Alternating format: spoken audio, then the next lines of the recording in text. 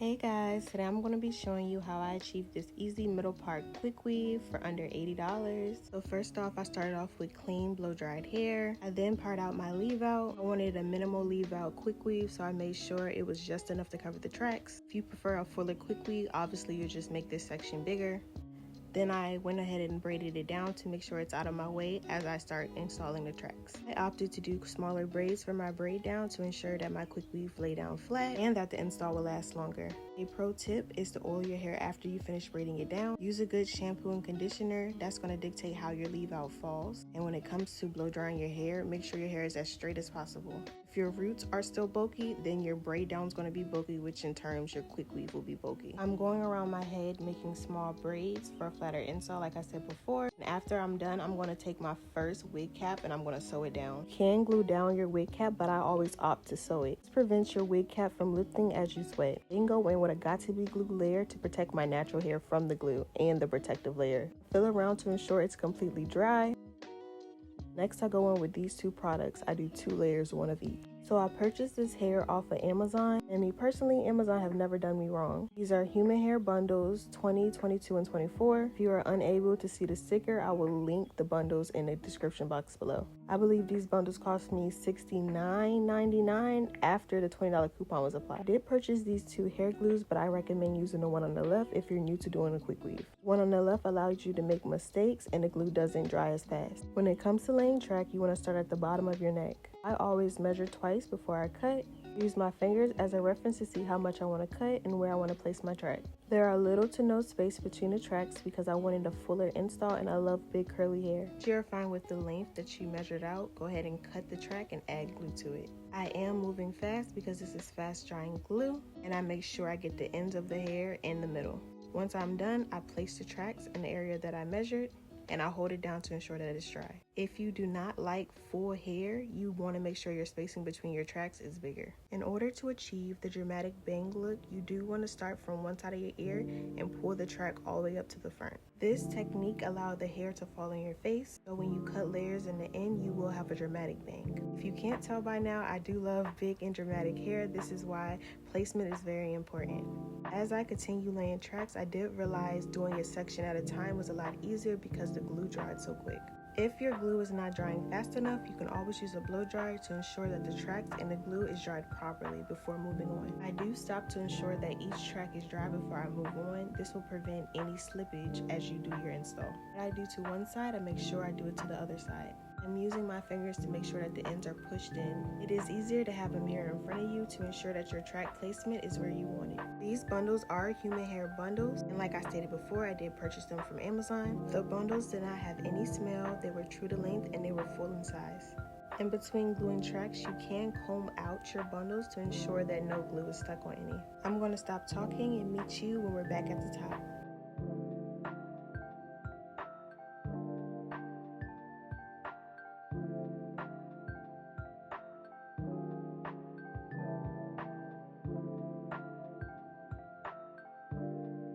We are finally at the top, which means we are making progress. When it comes to laying the last 2 strips in the front, you want to make sure that the track is placed right under your leave out. This will prevent any weird gaps and give you the illusion of a smoother install. If you get glue in your natural hair, no worries. They do offer removal lotion, or you can use conditioner and oil.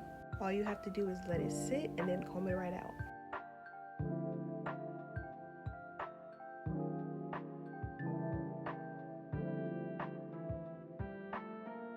When you are doing your own quick weave, remember placement is everything. Because we placed the bundles all the way to the top, we are able to have a fuller look. As you can see, the hair is falling in my face.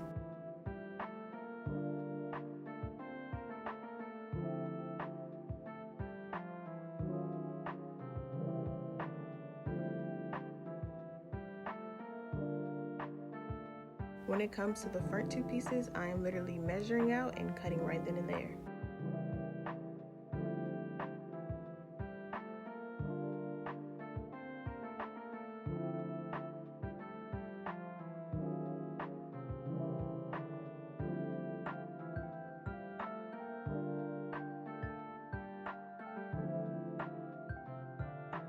I did opt to use shorter pieces because I was going to cut layers in my hair anyway.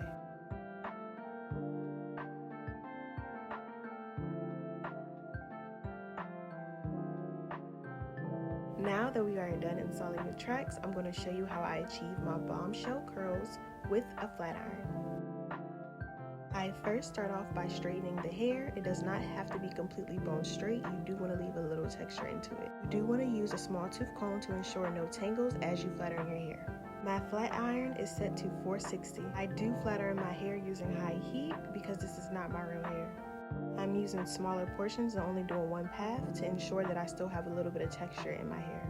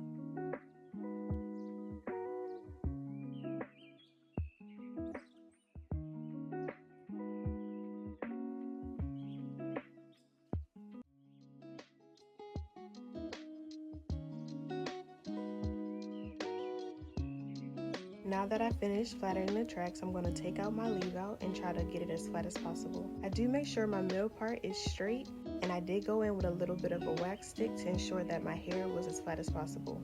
I naturally have layers in the front of my hair, so the wax stick helped with any flyaways. My first pass is just the hair itself, then straighten my natural hair with the weave in order to get a better blend.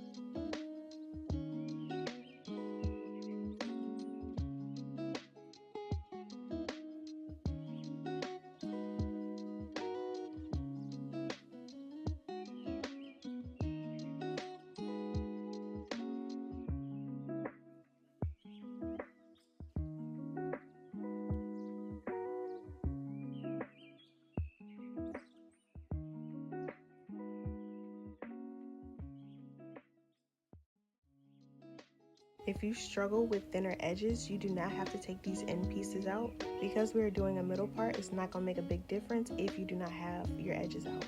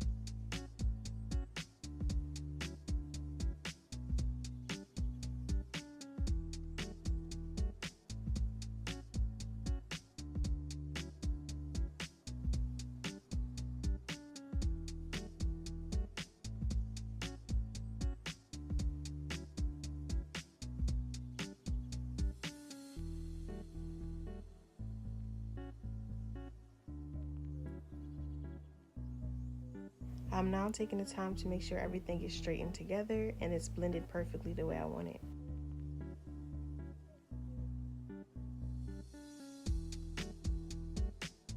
I kept going over my hair trying to figure out why the hair isn't straightening out. Turns out my flat iron turned off on me.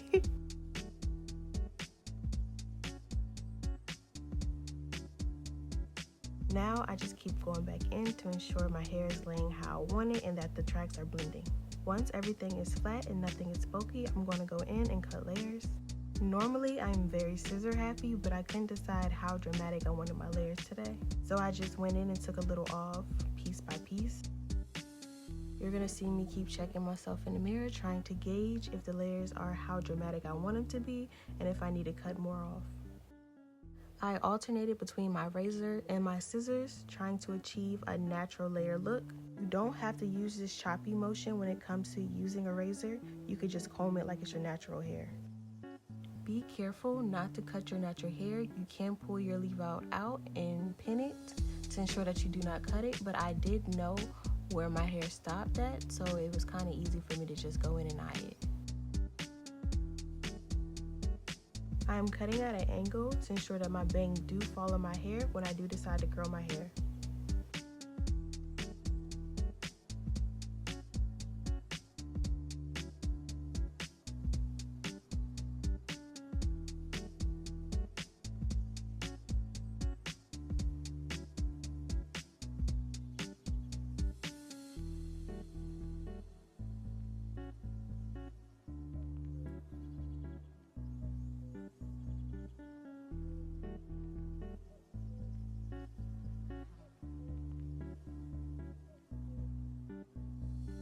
Now that I'm done cutting layers, I do part off the front of my hair, my curtain bang, and I do curl away from my face, and then I will pin it.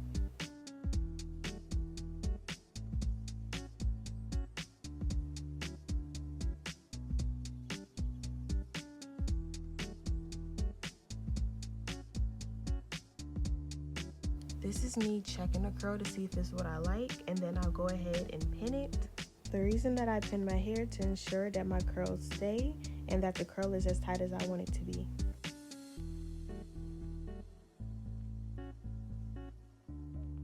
When it comes to the front of my hair, I always part at an angle. This helped me achieve the dramatic bang look I'm looking for.